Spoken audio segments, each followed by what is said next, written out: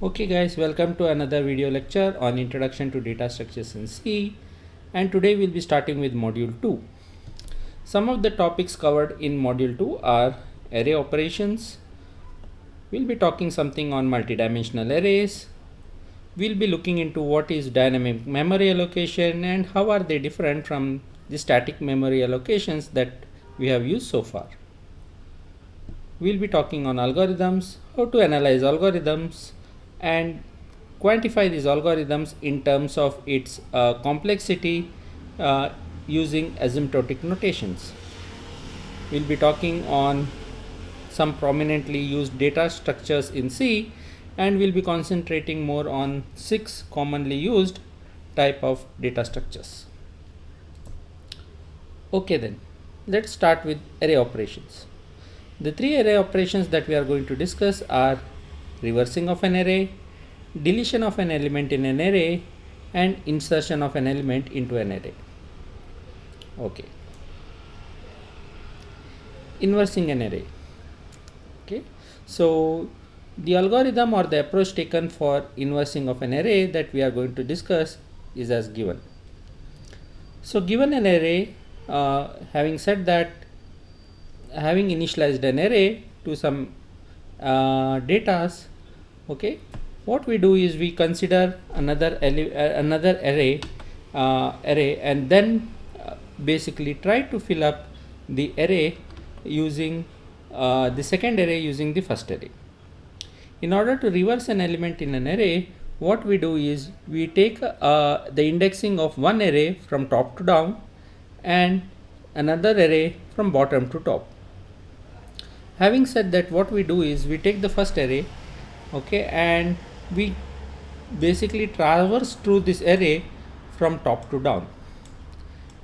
And while doing so, what we do is we traverse the second array from bottom to top, and as we do so, we start transferring of the element, okay, from the first array to the second array. Okay.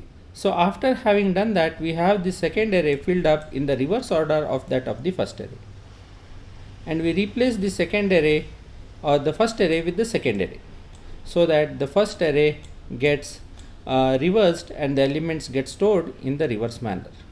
So that is the approach that we take in order to reverse the elements in a given array.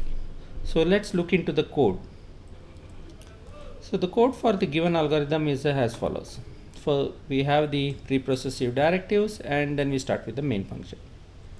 In the main function, we have 2 arrays which are being declared, okay, and say array A and array B, and the maximum size of the array we say is 20 elements. Okay.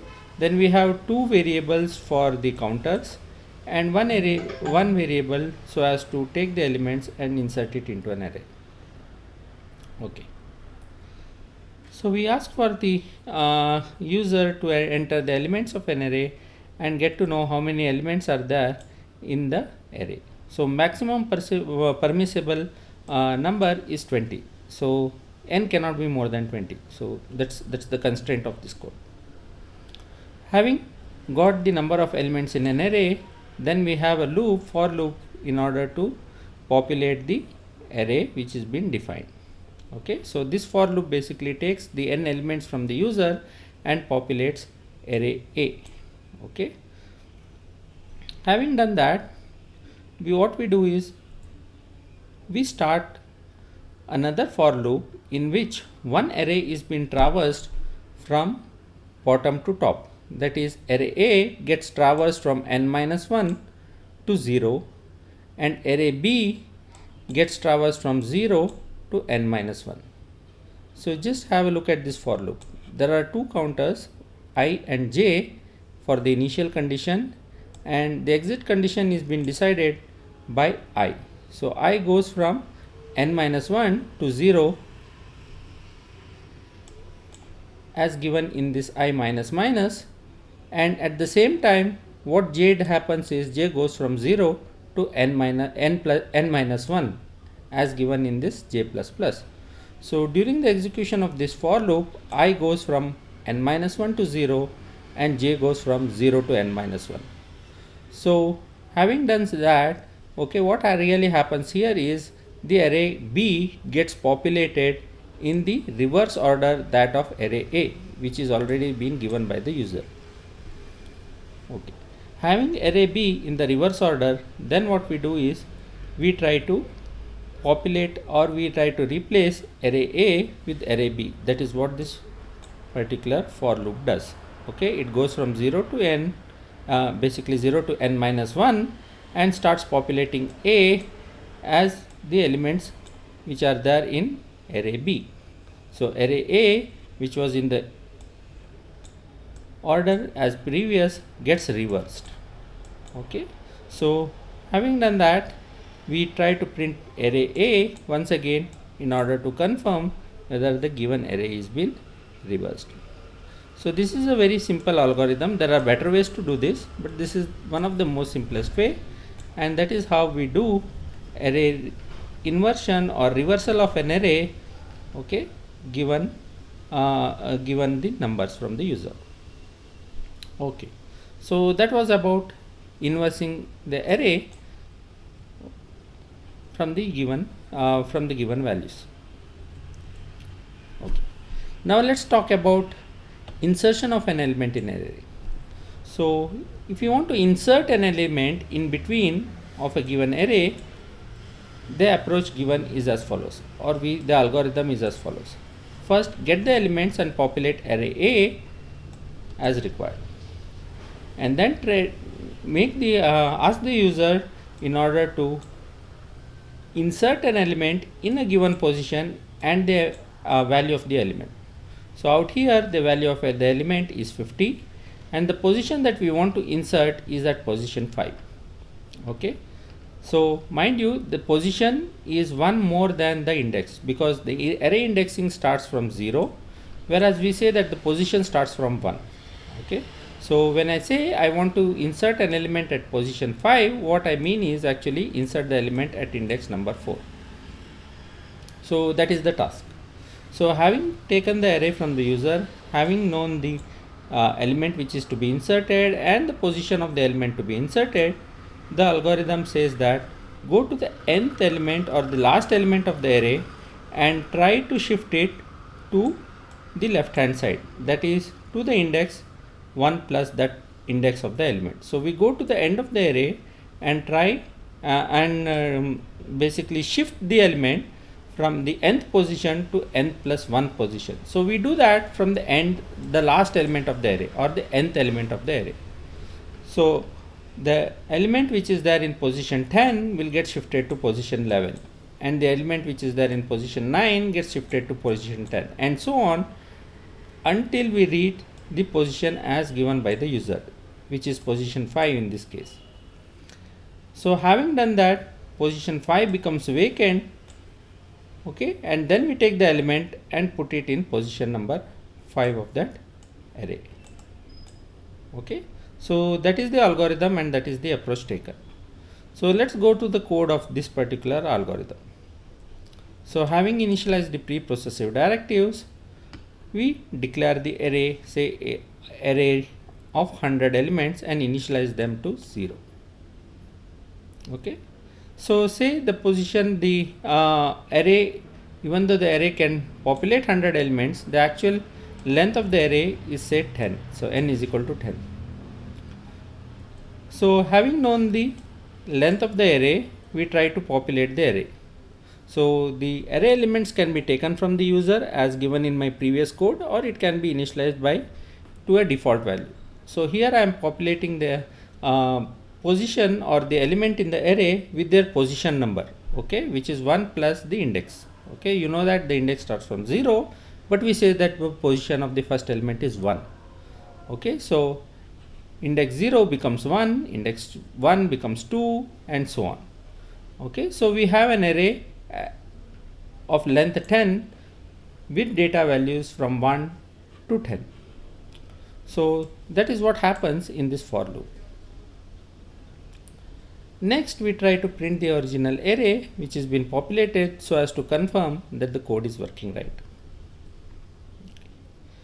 Having got the first initial array or the array in which we need to insert the element, we ask the user to give us the data which is to be inserted and its position where it is to be inserted. Okay, so X stands for the data and the position where we want to insert this data is say 5. Okay, what we then do is we go to the n plus 1th position, so n plus plus. Okay, so what is the value of n? Value of n is 10, that is the length of the array. So we increase the array to 11, and then we basically try to shift the n minus 1, that is the I minus 1th position, to the ith position.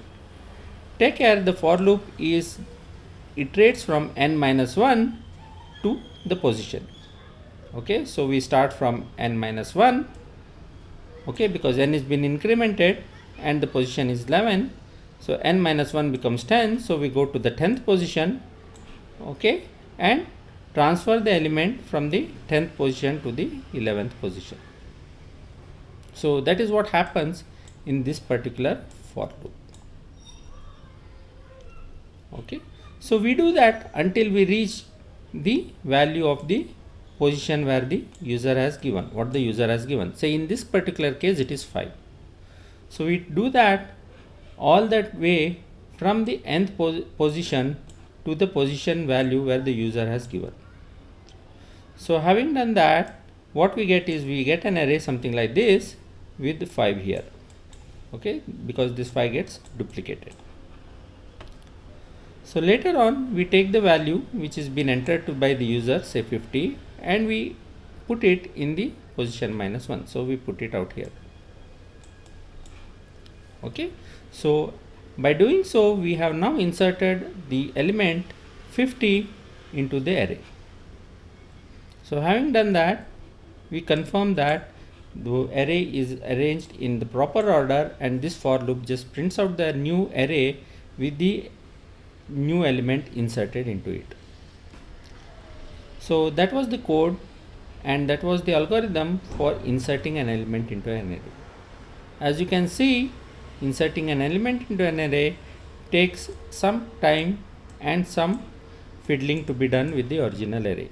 Even though if it is not very complex, we require some kind of multiple shift operations in order to insert an element in a random or a given position or an intermediate position of the array. Okay, so that was about inserting an element into an array.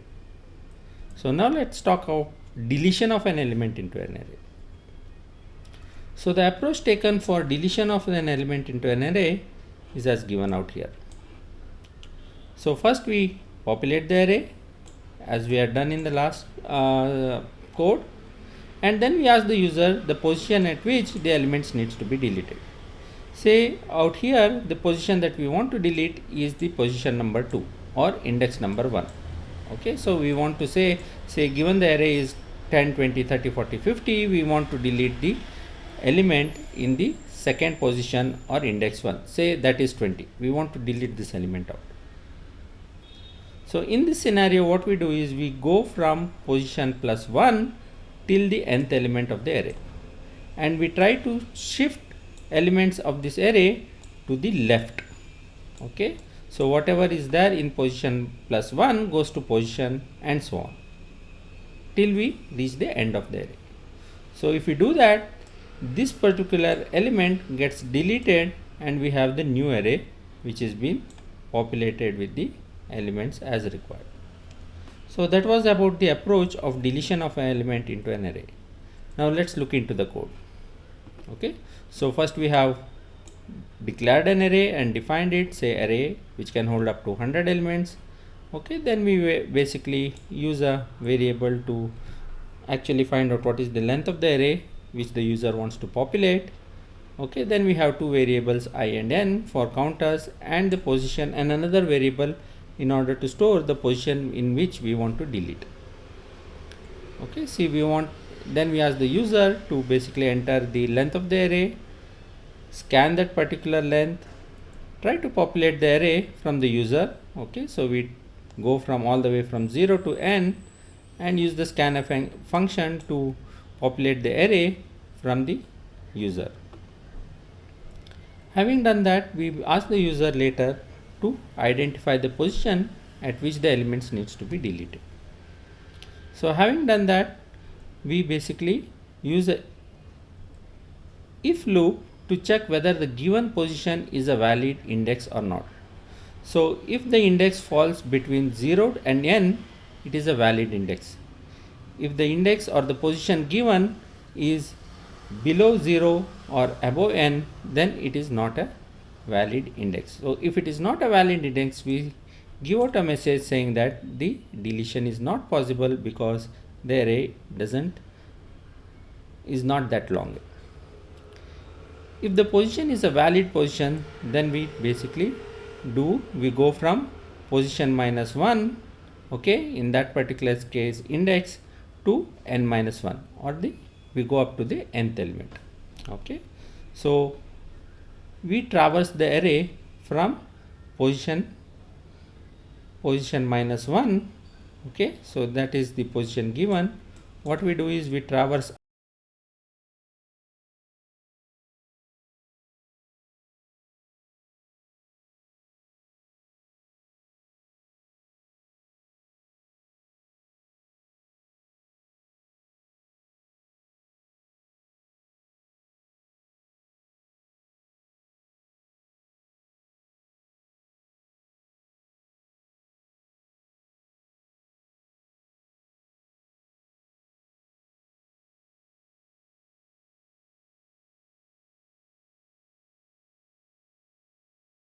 n minus 1, that is the length of the array, okay, which is n. Okay, so we do that and we iterate from the index position minus 1 to n minus 1, and when we traverse that, we basically start doing the left shift operation. Okay, that is I minus 1, I plus 1 to I. So we start shifting elements from I plus 1 to the ith value all the way to n minus 1. Okay, so this basically replaces the previous element with the next element, and by doing so we have successfully deleted the element at the nth position. Okay, having done that, we print out the array again just to clarify whether the given operations are successfully performed. So that was about deletion of the array. Again, as you can see, the deletion of an array is not as that simple, and we require multiple shifts of data to be done, okay, in order to delete an element. Okay, so this looks fine if the array is small, but if the array is basically too long, say 100 or 1000 or so, we really require a couple of shifts operations in order to delete an element or insert an element into an array. This is one of the major drawbacks when we deal with arrays. Okay, so that's all for today, folks. Stay tuned for my next video lecture. Thank you.